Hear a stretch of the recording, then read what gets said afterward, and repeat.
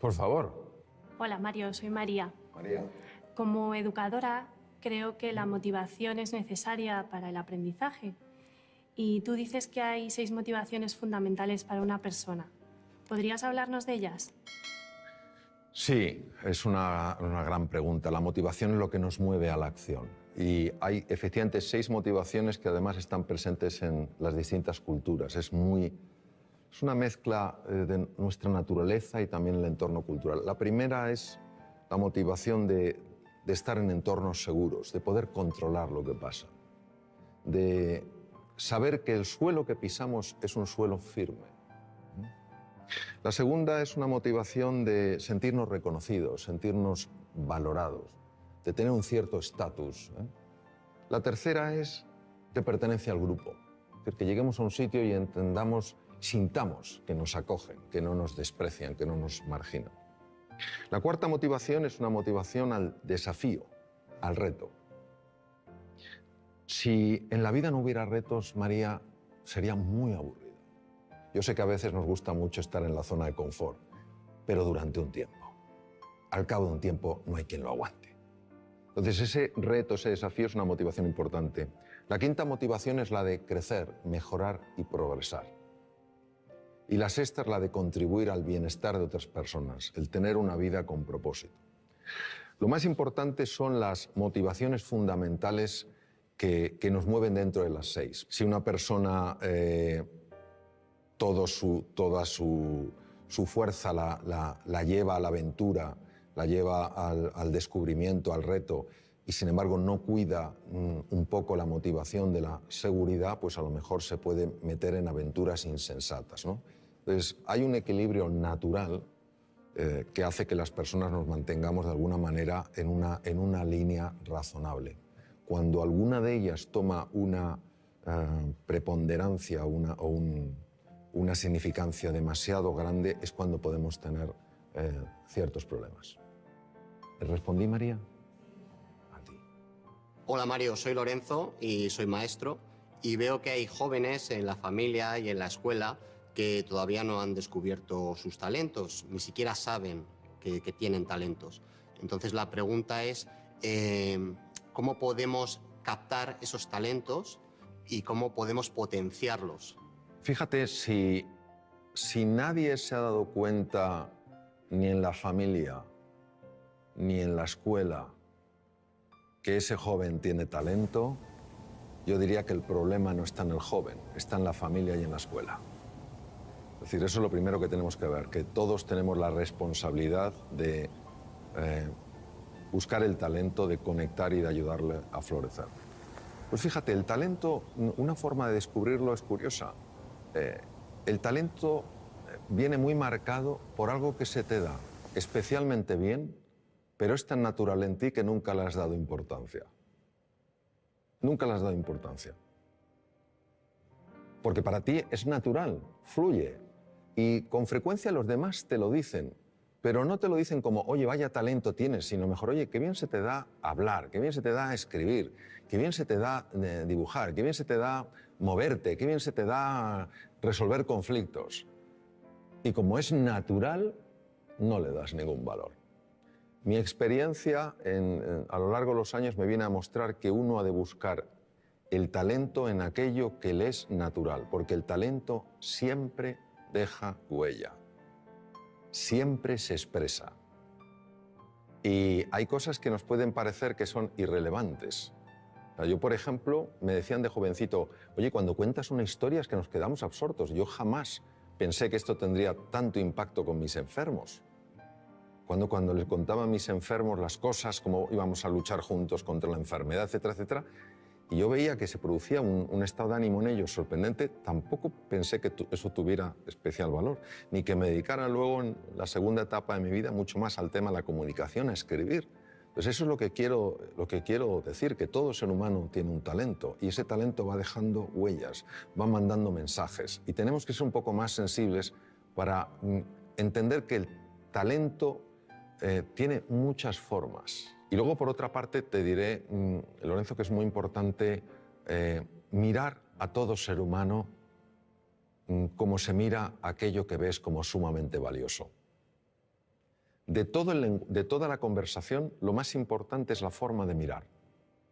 Porque la forma de mirar tiene la capacidad de transmitir con enorme hondura cómo tú estás viendo a esa persona.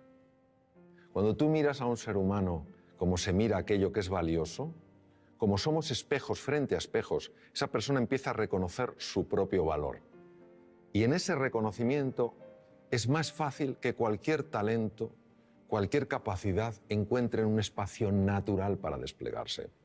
Yo creo que para mí eso es clave. Ver a todo ser humano como grandeza en potencia. Unos lo expresarán en mayor o menor grado, pero esa grandeza está en todo ser humano. Hola Mario, mi nombre es Antonio, soy maestro de educación primaria y mi pregunta es la siguiente. En alguna entrevista mencionas a Gandhi, que sabemos que era abogado de formación, pero nunca ganó ningún pleito, pero sin embargo podemos decir que llegó a cambiar el mundo. Entonces, ¿nos podría explicar este ejemplo y sobre todo cómo aplicarlo al ámbito educativo? Sí, la historia de Gandhi es una historia verdaderamente, yo diría, sorprendente. Gandhi padecía lo que se podía llamar una enorme timidez, una timidez profundamente limitante. Como tú has comentado, él se formó como abogado en Inglaterra, ejerció en Bombay y no ganó ningún pleito. Un abogado tiene que tener una buena retórica, tiene que tener una buena capacidad de comunicación. No la tenía.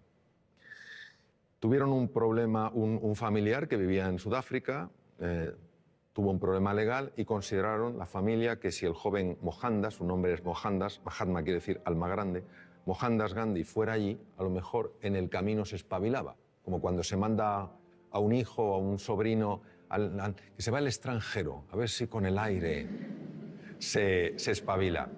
Y entonces, ¿qué pasa? Que algo le sacudió profundamente la injusticia que vio. Y este es un punto clave, porque cuando el corazón de un ser humano es tocado con tal nivel de impacto, el cerebro empieza a operar de una forma radicalmente distinta. Entonces Gandhi fue un hombre que ya ni siquiera movilizaba a la gente por su capacidad de comunicación, su simple presencia ya movilizaba. ¿Qué nos quiere decir esto? Nos quiere decir un poco pues lo que hemos estado hablando antes, que no cabe duda que el elemento genético cuenta, ¿cómo no va a contar? No es el definitivo. Marca una tendencia, pero no determina. Influye, pero no determina. ¿Qué ocurre? Que para que uno dé la vuelta a esa tendencia tiene que tener una fuerza, una motivación. Antes preguntaba María por la motivación. Una motivación lo suficientemente potente para que el cerebro empiece a trabajar de una manera radicalmente distinta. Es lo que te diría. Por eso nunca hay que dar a nadie por perdido. Imaginemos que hubieran dicho, este Mohandas, que no sabe ni siquiera hablar en un juicio. El ser humano siempre nos va a sorprender. Es lo que te diría yo. Y enhorabuena por tu profesión porque es preciosa. Y a la edad en la que tú intervienes, el impacto es impresionante. Impresionante.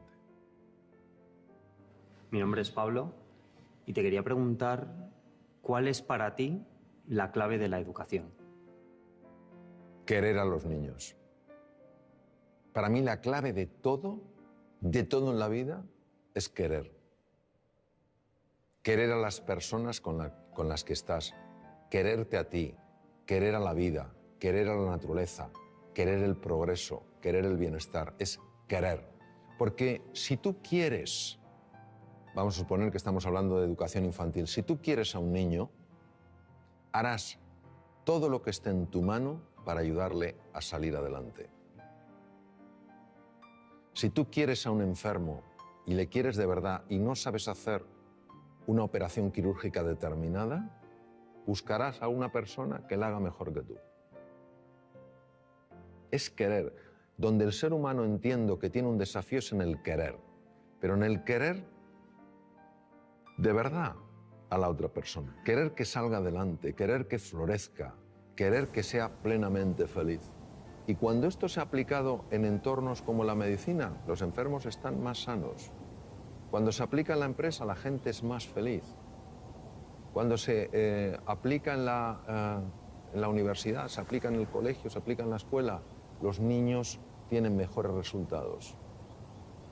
Para mí esa es la clave.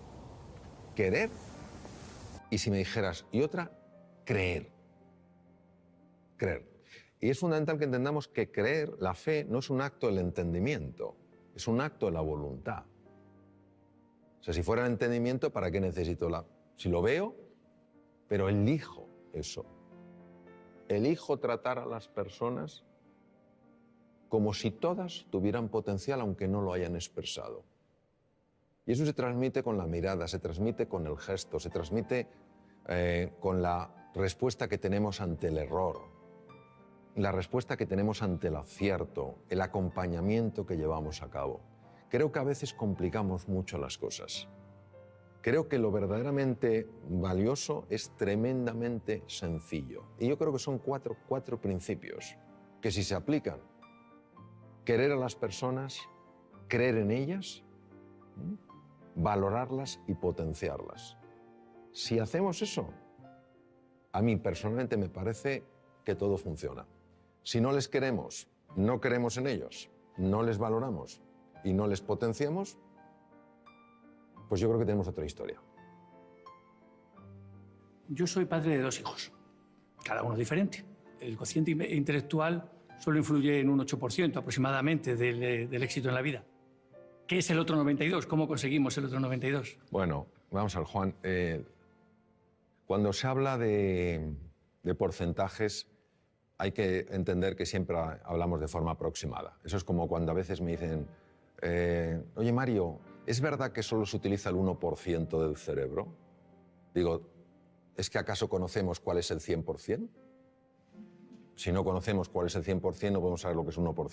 Pero hay muchos estudios que avalan lo que tú has dicho. Es decir, el test de cociente intelectual, que se llama corrientemente de coeficiente intelectual, lo correcto es de cociente intelectual, fue creado en 1912.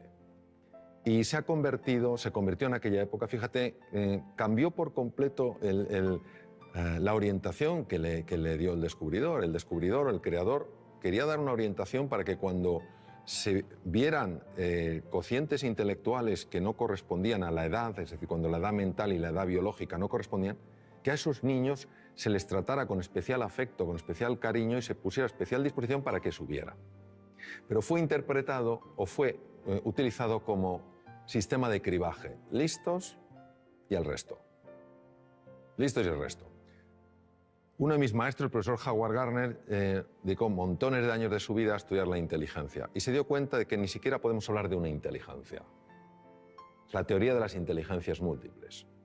Y hay 2 inteligencias, que son la intrapersonal, que es la capacidad de reconocer tus estados emocionales y de poderlos modificar de forma positiva. Y la interpersonal, que es la capacidad de entender qué pasa en la otra persona y relacionarte con lo que pasa en la otra persona, que son absolutamente claves en el éxito en la vida. Una persona que no sepa gobernar sus estados de ánimo, que un día se levante sin ganas de hacer nada y ese estado de ánimo no lo pueda alterar, o que un día tenga ira y no sepa canalizar de una manera positiva y adecuada esa ira, o tenga miedo y no pueda superar su miedo, es difícil que progrese en la vida. Una persona que no sepa entender a los demás, que no sepa resolver conflictos, pues es difícil que progrese en la vida. Pues estas 2 inteligencias no existen en el test de cociente intelectual, como no existen otras. La inteligencia musical, la inteligencia kinestésica, la naturista, la espiritual, no están. Entonces, ¿qué ocurre? Que vista la relación que hay entre éxito en la vida, un sentido amplio, a lo mejor hay que redefinir lo que es el éxito, y cociente intelectual, se ve que efectivamente un porcentaje enorme de personas que han tenido éxito, ese éxito no es atribuible a su test de cociente intelectual. Esto es magnífico porque no niega que el cociente intelectual sea importante, lo que hace es expandir nuestro concepto de la inteligencia. Entonces, sobre tus hijos. Efectivamente, tus hijos son diferentes y es maravilloso que los veas así. Porque si no los vieras diferentes, si los vieras como tú, es que a lo mejor estás proyectando en ellos tu propia forma de ser, ¿no? Habrá uno de tus hijos, tal vez, tenga un tipo de inteligencia el otro tendrá otra. Lo que es importante es que siempre, cuando estén contigo, sientan que son inteligentes. Hemos caído en el tremendo error, y una persona de la que yo aprendí mucho, es el Ken Robinson, lo marca mucho, como de hacer que solo un tipo de persona es la adecuada, ¿no? Necesitamos múltiples perfiles. Un pavo real no es ni mejor ni peor que un águila real. Entonces, cuando un hijo nota, siente que es valioso, que tiene inteligencia, que tiene una forma distinta de procesar que el otro, su autoestima no es dañada. Es que la autoestima es clave, porque al final nuestra capacidad de hacer frente a los desafíos o nuestra incapacidad, la mayor parte de las veces nada tiene que ver con el mundo real, tiene que ver todo con el mundo mental. Te voy a poner un ejemplo. En Reino Unido se hizo un estudio fascinante. Se hicieron dos grupos, se buscaron dos grupos de estudiantes homogéneos en cuanto a edades, aproximadamente con el mismo background cultural, pero con dos diferencias.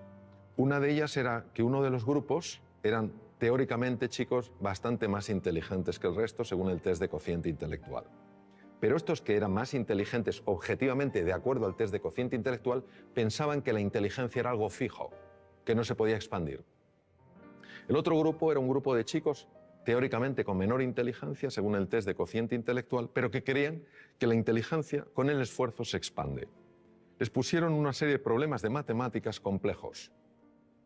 El grupo de los chicos, entre comillas, más inteligentes, al ver que no lo podían resolver y dar por hecho que la inteligencia no se expandía, abandonaron.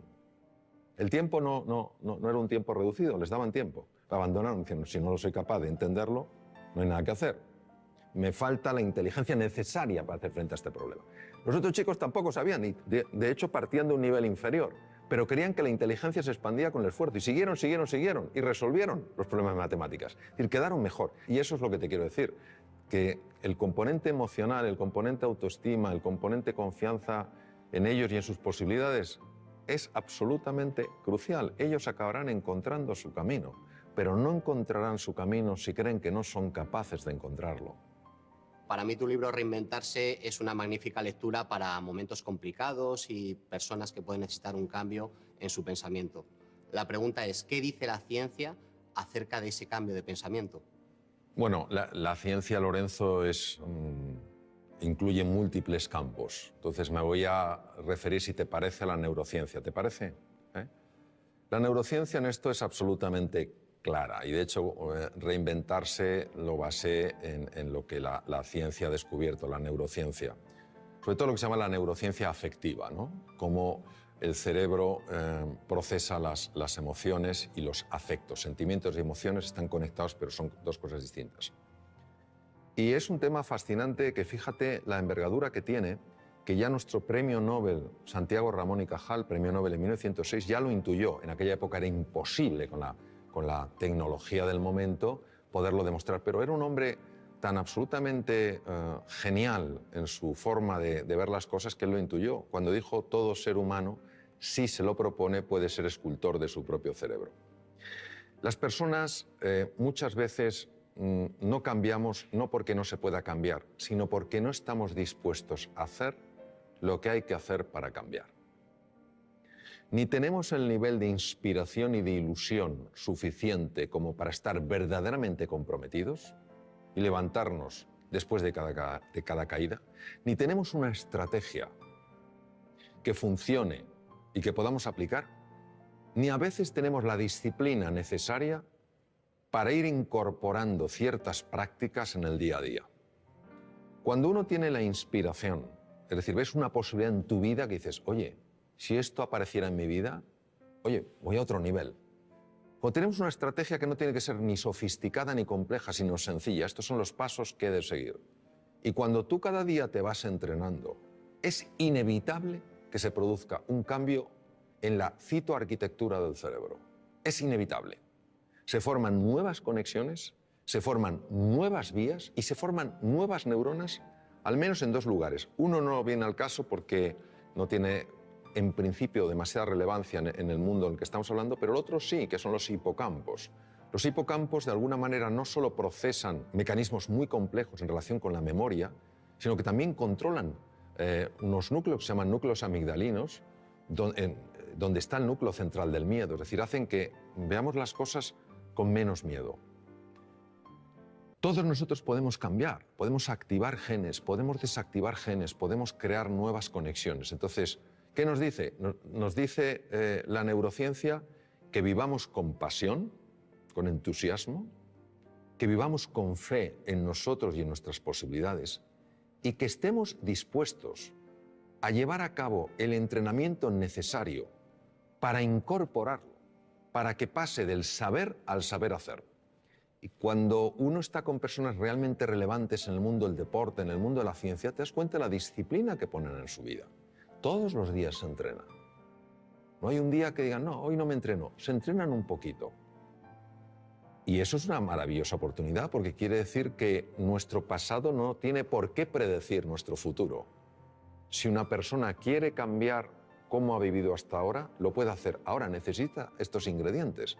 Un verdadero entusiasmo, una motivación que le genere el compromiso, una estrategia que sea razonable, no tiene que ser compleja, y una práctica constante para que al final no haya nada que creerse, porque tú mismo lo puedes verificar.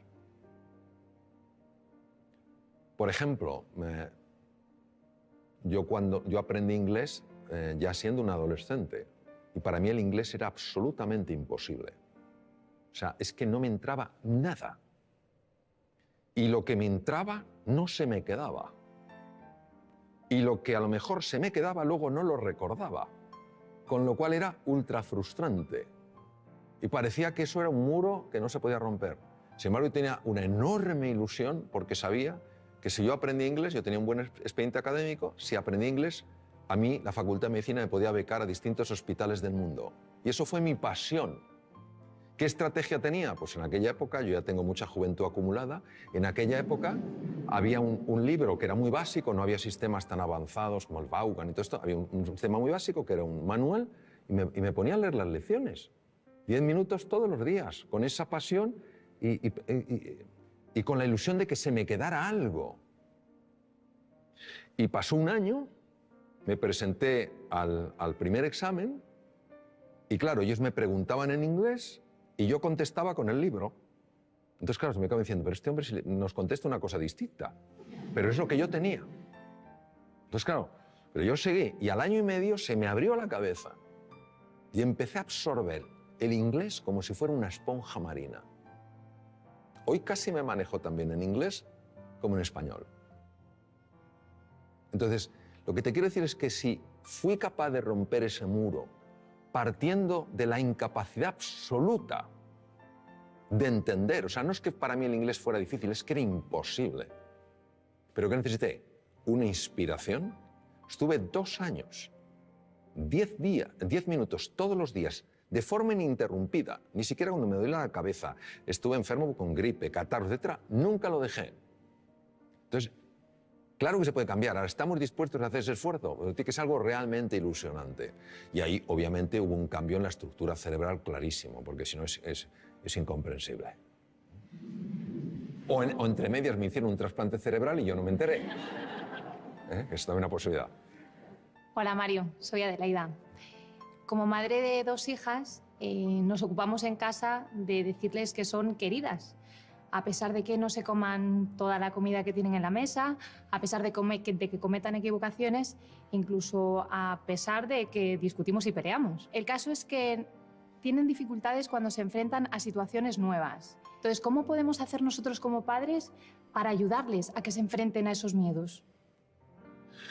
Pues viendo que nosotros nos enfrentamos a los nuestros. ¿Sabes lo que pasa? Yo también tengo 3 hijos y resuena mucho conmigo o resuena mucho en mí lo que dices tú.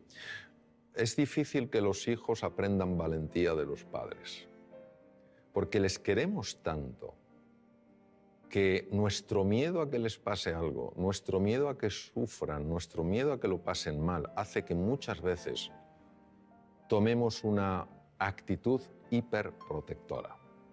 Y a veces son amigos suyos otros familiares los que dicen atrévete, prueba esto, etcétera, etcétera. Entonces, yo te diría, en relación a tu pregunta, es decir, como madre, ¿qué puedes hacer? Bueno, en primer lugar, entender que es normal que nuestros hijos se den golpes, es normal que nuestros hijos experimenten frustraciones y es normal que experimenten dolor, si no, no hay crecimiento. Y a veces los tenemos un poquito entre palmitas, como que no le pase nada, no vaya a sufrir. No. Yo lo que te diría es que hagas 3 cosas. Lo primero es valorarles. Tú ya les estás valorando. Les valoras como personas. La segunda es desafiarles. Es importante que les desafíes para que ellos crezcan. Y la tercera es acompañarles. Es decir, que muchas veces no se sientan solos en el desafío. Hay desafíos que verdaderamente para todo ser humano y en unos niños el que corresponde a su edad, da mucho miedo. Si se sienten acompañados, lo cual no quiere decir llevarles de la mano, si se sienten acompañados se atreven mucho más. Yo haría esas 3 cosas, sencillamente valorarles, desafiarles y acompañarles. Y luego dejar que la naturaleza obre. La realidad y el mundo real, al menos como yo lo veo, es mucho más benevolente que el mundo mental. El mundo mental nos monta unas historias. Yo creo que es experiencia de muchos, si no de todos los que estamos aquí, como cuando alguna cosa nos ha dado miedo y hemos dicho, tengo que hacerlo, y le hemos dicho, pero si no era para tanto, si no era para tanto. El miedo tenemos que verlo no como un oponente, sino como un compañero imprescindible para crecer. Cuando una persona siente miedo, estamos hablando de los miedos habituales, no estoy hablando de ante el depredador. Cuando una persona siente miedo es porque está tocando las barreras, los límites de su zona de confort. Y esa es la llamada para estirarse. Esa es la llamada para crecer. Toda la magia está fuera de la zona de confort. Todos tenemos miedo. En una ocasión, un piloto, hace muchos años, en norteamericano, los mejores pilotos de Boeing 747, los Jumbo, le preguntaron qué sentía al despegar con 400 pasajeros. Y él dijo, miedo. Y el que entrevistó dijo, Dios mío, ¿pero cómo puede tener usted miedo? Así que dijo, no, yo tengo miedo, que no es lo mismo que el miedo me tenga a mí. Cuando yo tengo miedo, tengo un nivel de atención, un nivel de alerta, un nivel de eficiencia que no tendría si para mí fuera algo banal, estaría mucho más despistado. Ahí estoy atento. Pero el miedo no me tiene a mí, es decir, yo no estoy en pánico. Es completamente diferente. Entonces ese puntito tenemos que verlo. Luego que vean en ti también, como yo procuro, con mis errores, por supuesto, que vean en mí que hay una coherencia entre lo que decimos y lo que hacemos. Porque al final nuestros hijos no van a hacer lo que les digamos, van a hacer lo que vean. Hola Mario, mi nombre es Fernando y soy director pedagógico en un colegio. Mi pregunta está relacionada con el micromundo que es siempre un aula. ¿Por qué es tan importante el estado de ánimo de alumnos y profesores en el proceso de aprendizaje y qué estrategias podemos utilizar para conseguir que ese estado de ánimo sea el óptimo? Me gusta especialmente de tu pregunta que incluyas tanto alumnos como profesores, porque creo que es importantísimo valorar el estado de ánimo del profesor. Un sistema educativo que no valora el estado de ánimo del profesor, creo que se equivoca profundamente. El profesor es el elemento más importante del sistema educativo. No es la tecnología, no es el aspecto de las aulas, ni el tamaño de los campos deportivos. Es el profesor. Y si un profesor ha perdido el ánimo, ánimo es alma, se ha desanimado, es importante ayudar a esa persona a que recupere el ánimo porque, primero, es una profesión importantísima. Segundo, porque lo necesita para estar bien y lo necesita para enseñar bien.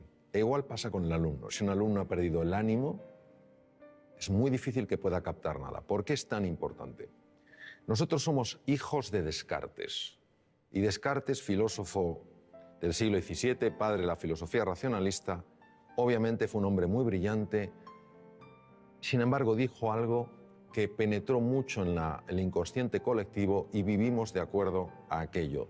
Él hablaba de que había procesos mentales, res cogitans, y elementos físicos corporales, res extensa, y que no se comunicaban prácticamente.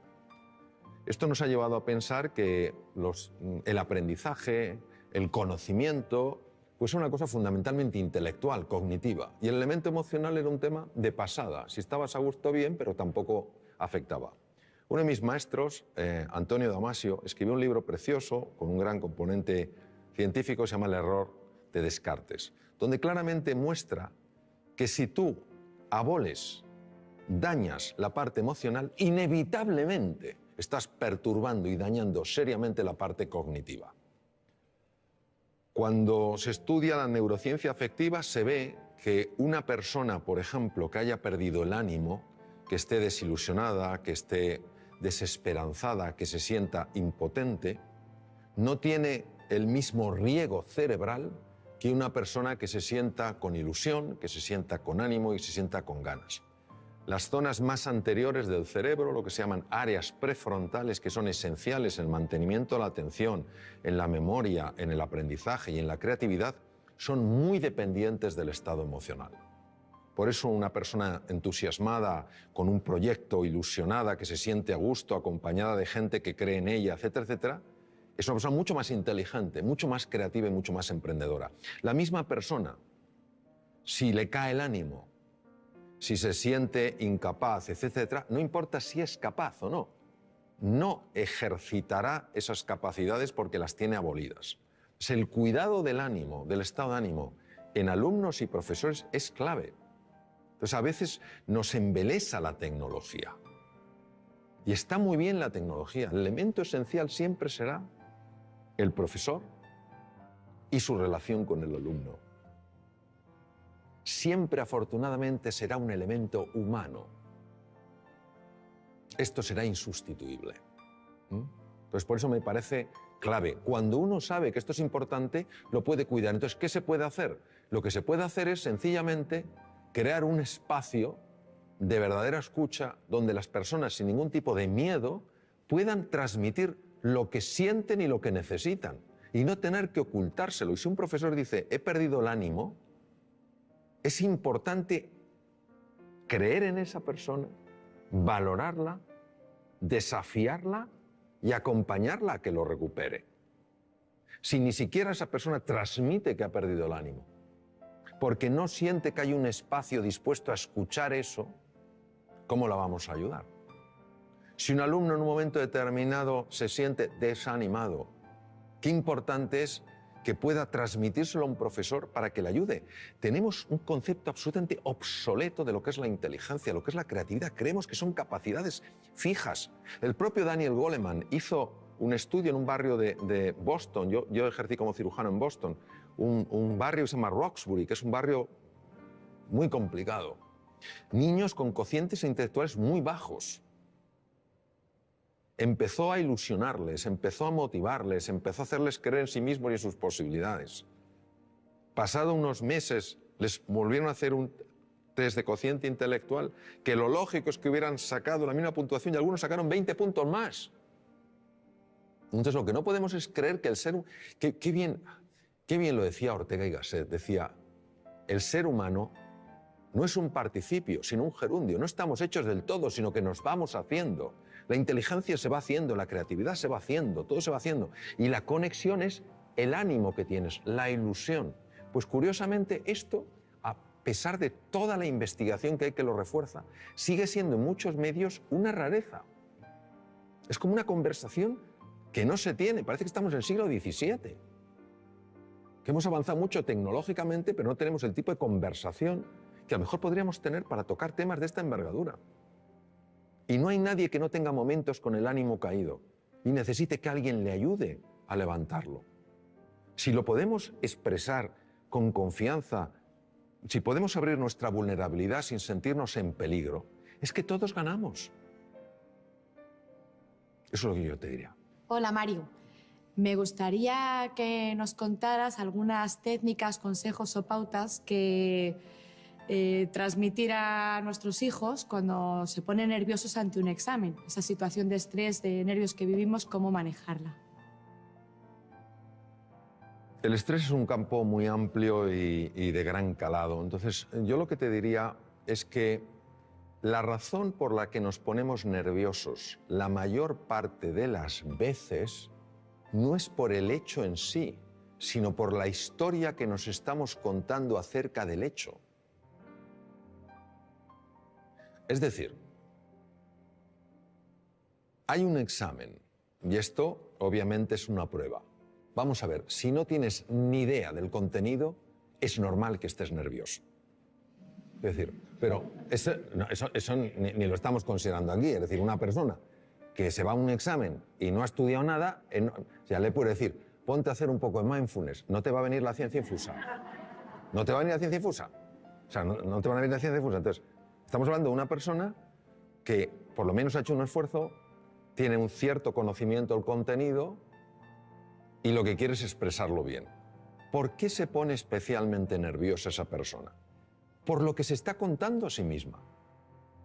Hay un diálogo interno que es absoluto ruido mental que está diciendo, anda que si sale la pregunta que no te sabes, anda que si no lo escribes bien. Es un discurso que ha sido fotografiado con técnicas de resonancia funcional magnética en cuanto a activación de centros cerebrales, ¿no?, que corresponden a ese discurso, ¿no? Yo te diría que hay varias cosas que sabemos que ayudan a reducir ese estado de ruido, vamos a llamarlo ruido mental, es decir, ese nerviosismo como consecuencia de ruido mental. En primer lugar es hacer ejercicio físico. El ejercicio físico por sí solo tiene la capacidad de reducir el ruido mental. El ejercicio físico no implica apuntarse a un gimnasio, sino moverse más. En segundo lugar, poderlo hablar con alguien de confianza, poder hablar el sentir, poder contar el sentir. Y a veces, si no tienes a nadie, escribe lo que te preocupa, pero en un papel tan pequeño que casi no lo puedas ver. Porque el cerebro está interpretando que si puedes poner el problema en un tamaño tan pequeño es que el problema no es tan grande. ¿Vale? La siguiente cosa que te diría es que se entrenen en una cosa que cada vez tiene, pero por pura lógica, más difusión, que es todo lo que es los estados contemplativos de la conciencia, que no es más, o mindfulness, que lo único que significa es que se entrene en prestar atención a las cosas que son reales, como su respiración, como las sensaciones del cuerpo, porque el otro es mental. Entonces, cuando la narrativa no recibe la misma atención, empieza a tener menos impacto. Y hay una cosa que es clave en el adiestramiento, y yo he visto su tremenda eficacia, que es acostumbrarte a traer la atención al aquí y a la ahora. Es decir, por ejemplo, vamos a suponer que uno de tus hijos está preparándose para el examen y está nervioso como puede estar uno de los míos y cualquiera de nosotros. Esto es una cosa que todos podemos compartir y relacionarnos perfectamente con esa situación. Pues claro, empieza a pensar, no, si hubiera estudiado más, si ya me lo decía mamá, no veas tanta tele y estudia un poco más, y no lo he hecho. Anda que si ahora lo hago mal el examen, fíjate qué cosa, qué truco tan sutil y demoledor de lo que se llama la mente dualista. Te está llevando para atrás a lamentarte y te está llevando al futuro a preocuparte. Te priva de fuerza en el presente. Y una cosa que procuro entrenar todo lo que puedo es cuando veo que me estoy lamentando de algo del pasado, inmediatamente vengo al presente. Porque caemos en la tentación de pensar que cuando miro atrás para lamentarme de algo no lo volveré a repetir. Es mentira. Es un truco para que te sientas fatal.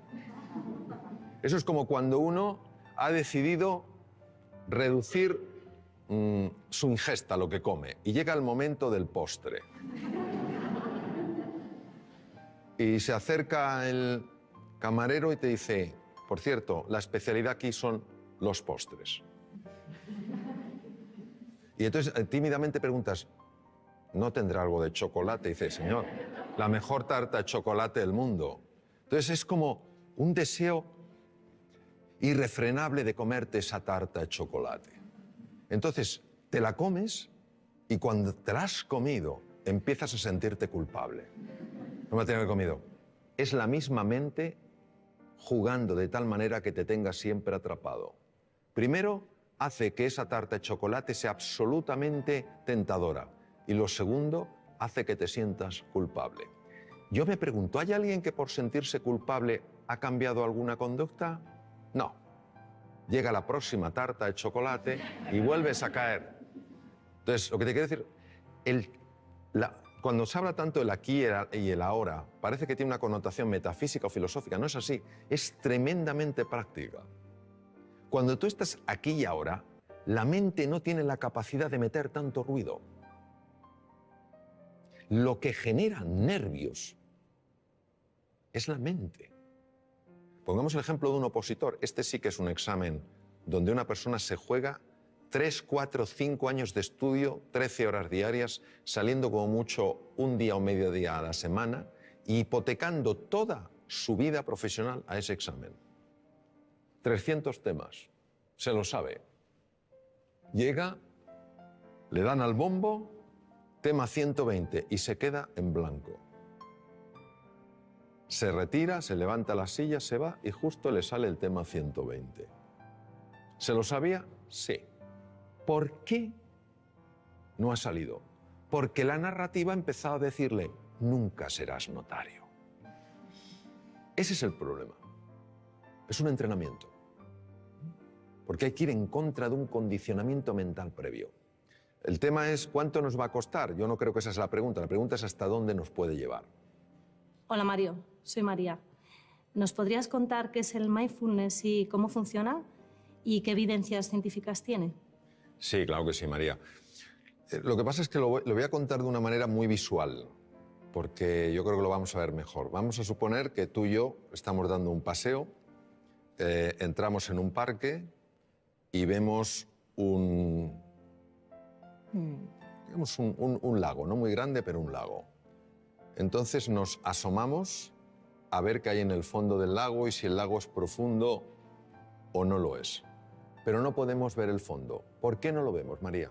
Porque está el agua turbia. Muy bien. Una de ellas es que el agua esté turbia. Si el agua está turbia, no podemos ver el fondo. Y si el agua no estuviera turbia, sino que fuera absolutamente cristalina, ¿por qué no vemos el fondo? Pues a lo mejor no vemos porque ese agua está agitada.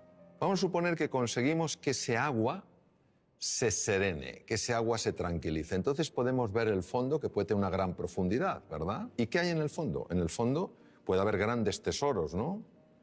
Me permito recordar que algunos de los mejores tratamientos oncológicos que hay en la actualidad se han obtenido de esponjas marinas. Hay grandes tesoros, grandes oportunidades y también podemos ver cosas pues, que no tendrían que estar ahí. Plásticos, basura en el fondo del mar que está haciendo daño a la naturaleza, ¿correcto? Eso es lo que hace el mindfulness.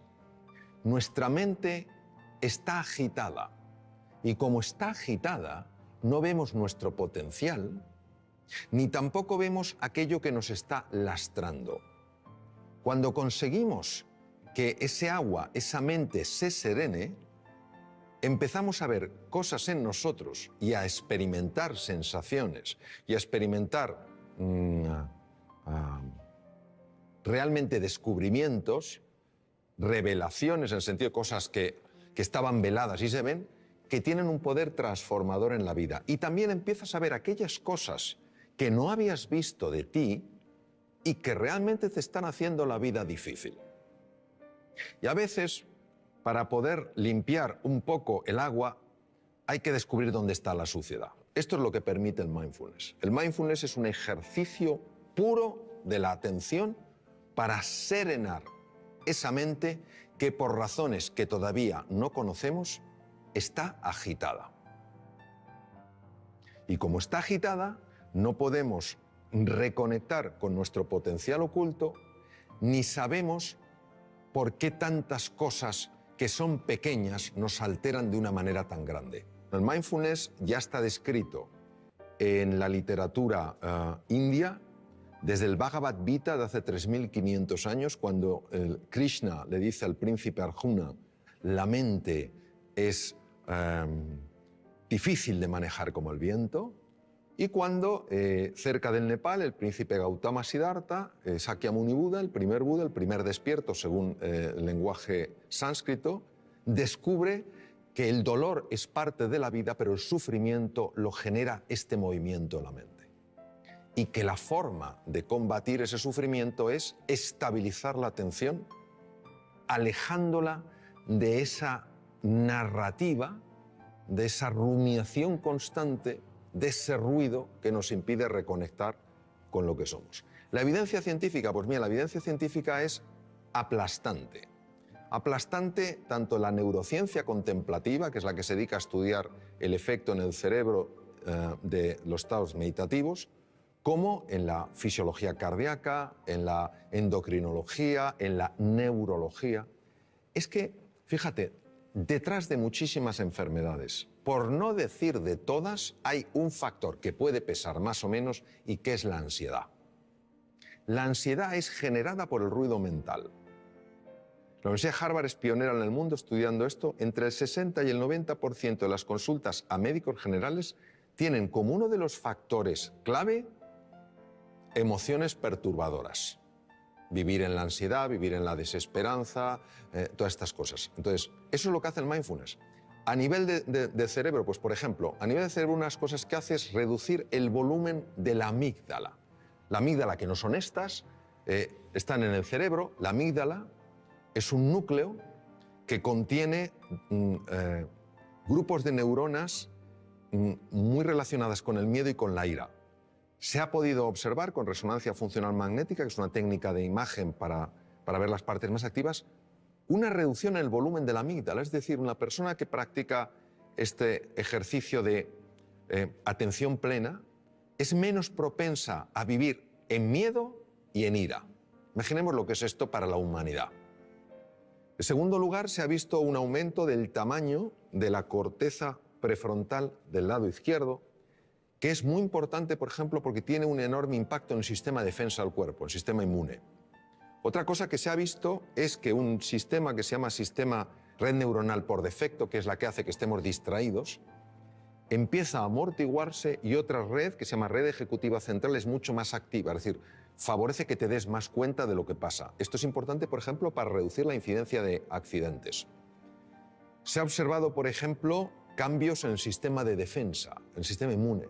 Gente que ha practicado mindfulness sin tener experiencia previa en absoluto, durante 5 días a la semana, a lo largo de 2 meses, 20 minutos cada día, han tenido aumentos entre el 12 y el 20% del sistema inmune. Alguien dirá, eso no es mucho. Que te suban el sueldo un 12, un 20%. Verás lo contento que te pones. Claro, una subida de un 12%, un 20% del sistema inmune es que no te cojas una gripe, o no te cojas un catarro, o si estás lidiando con un tumor, que tu cuerpo sea mucho más agresivo. Mejoras en el tubo digestivo. Te voy a contar una cosa que es alucinante. A mí me lo parece. El tubo digestivo controla el 80% del sistema de defensa del cuerpo. Está ahí. El tubo digestivo constituye otro cerebro, complejísimo, con 500 millones de neuronas. Cuando una persona está súper tensa, cuando una persona está llena de ansiedad, empieza a producirse el paso de sustancias feas, quiero decir, nocivas, desde la luz del intestino delgado y a veces del colon, a la sangre, y pueden dar lugar a procesos inflamatorios generalizados que ya se están empezando a relacionar como uno de los factores, uno solo, que podría tener su conexión con el Alzheimer, por ejemplo. Hace más difícil el control de la glucosa. Es alucinante. Entonces, cómo el mundo emocional, perturbado por una mente agitada, acaba afectando todo el cuerpo. Hay estudios, por ejemplo, la aplicación de mindfulness a personas que están diagnosticadas de esclerosis múltiple, que es una enfermedad degenerativa del sistema nervioso, y se reduce la aparición de brotes, evoluciona por brotes, son menos intensos. Se está aplicando un montón de cosas, es decir, y además por centros tremendamente serios, donde la investigación no es cuestionable ni anden buscando especiales resultados, sino que están muy bien controlados. Lo que pasa es que esto, que tiene 3.500 años de antigüedad, solo le hemos dado una credibilidad cuando una serie de científicos se ha decidido a estudiar qué ocurre en el cerebro y en el cuerpo cuando una persona entra en estos estados de enfocarse en el aquí y en el ahora. Y también nos ayuda a darnos cuenta de la jaula de grillos que tenemos en la cabeza. Y que es una cosa difícil de creer. Que te pasa una cosa que te disgusta por la mañana y te está rumiando hasta la noche. Pues parece que somos vacas. Y que el simple hecho de parar eso hace que el organismo, que tiene una capacidad natural de recuperación, pueda recuperarse. No hay nada mágico aquí. Bueno, sí hay mágico. Que la vida es mágica. Eso es lo que hay de mágico. Pero a veces estos diálogos que tenemos bloquean la magia, no porque la anulen, sino porque no la dejan florecer. Te he oído decir que la mayoría de los seres humanos se mueren con la música dentro sin haberla oído sonar. ¿Qué quieres decir exactamente con eso? Y bueno, para los futuros padres, ¿qué podemos hacer para que nuestros niños no les pase esa cosa, ¿no? Recuerdo una cosa que leí de Víctor Hugo que me impresionó mucho, ¿no? Víctor Hugo decía, el problema nuestro no es que nos vamos a morir, es que no sabemos cómo vivir. Y había un filósofo danés, Søren Kierkegaard, que decía, la vida solo se puede vivir mirando hacia adelante, solo se puede entender mirando hacia detrás. En los momentos donde ya esta existencia nuestra se acaba y una persona mira hacia atrás, y lo sabemos sobre todo por los escritos de Elisabeth Kübler-Ross, que estuvo con muchas personas en esa situación, uno se da cuenta de la cantidad de cosas que podía haber hecho y no hizo. Cuando yo hablo de la música, yo creo que todo ser humano tiene música. Lo que pasa es que está acostumbrado no a oír su música, sino a oír su ruido. No tiene nada que ver el ruido con la música. Y si te das cuenta y ves una partitura, si todas las notas fueran pegadas una detrás de otra, no tendríamos música, tendríamos ruido. Lo que hace que tengamos música es que haya espacios de silencio. Son esos espacios donde no hay ninguna nota los que permiten que en vez de ruido haya música. ¿Qué quiero decir? Quiero decir que esta vida, yo creo que el tiempo que la vivamos es una vida para vivirla con intensidad, con dificultades, con desafíos, que nos enfoquemos en lo que realmente es relevante. Que cuando llegue el final de nuestra vida, digamos como Neruda, confieso que he vivido. Que podamos decir, confieso que he vivido la vida y no que la he visto pasar. Y esa toma de conciencia, esa reflexión es lo que creo que nos puede ayudar sencillamente a que la música emerja, porque el ser humano está llamado a eso, a hacer sonar su música. O sea, todos tenemos una música y es una música preciosa, todas diferentes, todas complementarias. Eso es lo que quiero decir, que no nos conformemos con vivir una vida de ruido, sino que vayamos encontrando esa música a base de enfocarnos en las prioridades, para que al final de nuestra vida podamos decir, como decía Neruda, confieso que he vivido. Hola Mario, soy Charo y mi pregunta es la siguiente. ¿Por qué los humanos tropezamos 100 veces con la misma piedra? Bueno, me temo que en este caso la respuesta será de menor nivel que la pregunta. Yo creo que los seres humanos tropezamos 100 veces sobre la misma piedra por falta de humildad. La humildad es para mí la virtud más grande que existe porque es para una persona probablemente la más difícil de vivir plenamente, que no es la modestia, no es ser una persona así apocada, es la humildad de corazón. Cuando una persona es realmente humilde, y no lo digo por mí porque desafortunadamente no lo soy, pero sí por personas con las que he estado, grandísimos seres humanos con una humildad aplastante, son personas que tienen mentalidad de principiante. Es decir, puede ser un premio Nobel y te está escuchando como si fuera un alumno tuyo. Pero ¿yo qué le puedo enseñar a este hombre? Pero está plenamente ahí. Cuando comete un error, lo que más le interesa no es buscar culpables, ni en él, ni en ella, ni en los demás, sino averiguar qué es lo que ha pasado. Es una mentalidad mucho más científica, interesada, curiosa, que una mentalidad enjuiciadora. Porque creo que cuando una persona es humilde y tropieza con una piedra, está dispuesta a reconocer que ha tropezado con una piedra y no a intentar ocultarse ante sí misma o ante los demás qué ha sucedido. Porque creo que cuando una persona es humilde y tropieza con una piedra, se deja asesorar, pregunta, escucha, pide ayuda y se deja ayudar. Creo que nuestra soberbia nos mata, literalmente. No queremos aceptar las cosas como son. Queremos que sean a nuestra medida. Queremos que la vida se pliegue a nuestros deseos. Por eso no fluimos con la vida. Cuando aparece algo que no nos gusta, nos preguntamos ¿por qué? En lugar de ¿para qué? Y todo eso creo que es lo que hace que nos cueste aprender. Y si yo lo llevara a una metáfora, creo que la vida se vive en plenitud cuando el que pilota el coche es la conciencia y en el copiloto va el ego. Pero cuando el ego es el que pilota, te puedes tropezar 100, 1000, 100.000 y nunca aprenderá. Bueno, creo que ha llegado el momento ya de terminar. Aparte de expresaros mi profunda gratitud por las dimensiones tan amplias y profundas de vuestras preguntas, pues un poco resumir, tal vez desde otro ángulo, lo que hemos estado hablando, que es que el ser humano es indivisible. O sea, una persona puede tener un hígado, pero una persona es más que su hígado. No somos casos clínicos interesantes, sino seres humanos completos. Y que la faceta física, el cuidado del cuerpo, de la nutrición, el hacer ejercicio físico es muy importante. La faceta mental, dormir bien, dormir suficiente es importante. Es más importante dormir que comer, fisiológicamente hablando. Que la faceta mental es clave, que tenemos que aprender todos a gestionar mejor nuestra mente, a enfocarnos en lo esencial, a usar un lenguaje que nos ayude, no que nos anule, a interpretar las cosas de una forma que nos permita salir adelante, no quedarnos atascados, ¿no?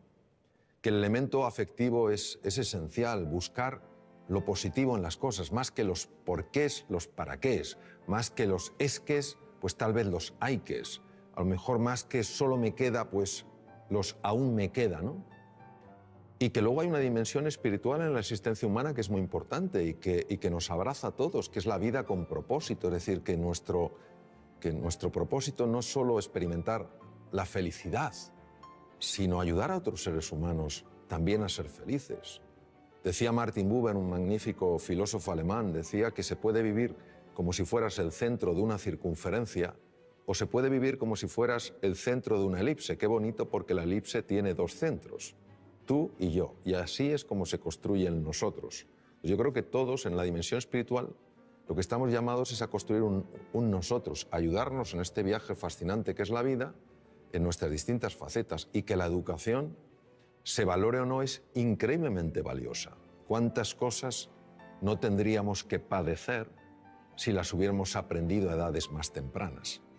¿Cuántos conflictos no surgirían si los hubiéramos aprendido a resolver en un entorno escolar cuando éramos más jovencitos?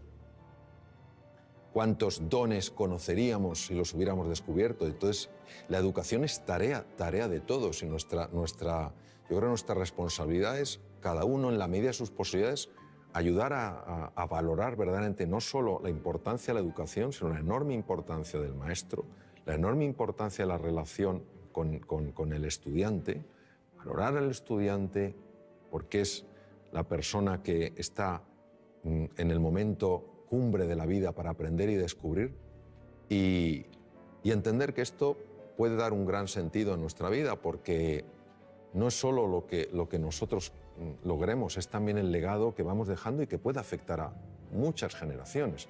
Tú cambias un sistema educativo, lo mejoras y eso puede tener un impacto como cuando tiras una piedrecita en un estanque y las ondas se extienden por todas partes. Pues eso, os animo a que cada uno, donde esté, como pueda, en la manera en que vea, viva de acuerdo a unos principios que en el fondo lo único que buscan es darle al ser humano su verdadera dignidad y su grandeza. Gracias.